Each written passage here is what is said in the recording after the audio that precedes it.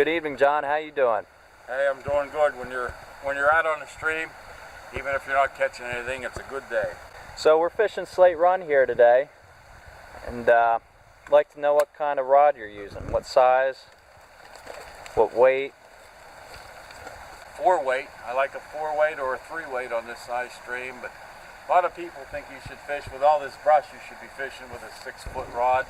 6-foot rod has its place, but 8.5 rod allows you to do so much more, from dappling into these skinny water pools to if you're fishing nymphs, you could reach out and fish underneath the tip of your rod real efficiently. So I like it. And if you come upon a stretch where there's big open water and you need to, throw a 40-foot cast, no problem with the 8.5 footer. What about the size leader? Well, I probably don't have it big enough here, but I like to go with, I start with a poly leader. I don't know a lot of people that fish with a poly leader. I like it, and a day like today I'll run probably 4 feet of 6X, tip it right off of that poly leader.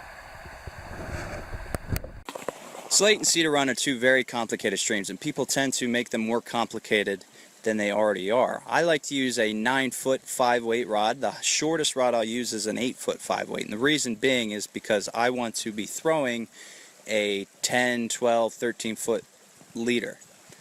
A lot of people think you need a 6-foot, 7-foot rod, either a 2 or 3-weight, and that's not necessarily the case, because you're not going to be able to throw a 10-foot leader easily with a 6 or 7-foot rod. And a lot of people say you need 6 or 7X to fish up there, which I use 3X or 4X if I'm nymph fishing. The highest I'll go is 5X, and that's only if I am throwing a small dry fly.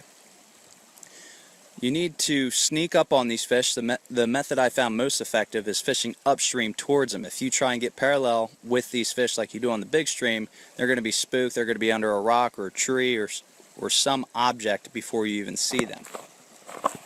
Once you get the hang of this stream, it's very addicting. You're going to find yourself up here more so than on the bigger stream, and it's very rewarding to catch fish in these streams. If you're not caught on the limbs behind you, you're caught underneath in these rocks, and once you get the hang of it, you're never going to want to leave.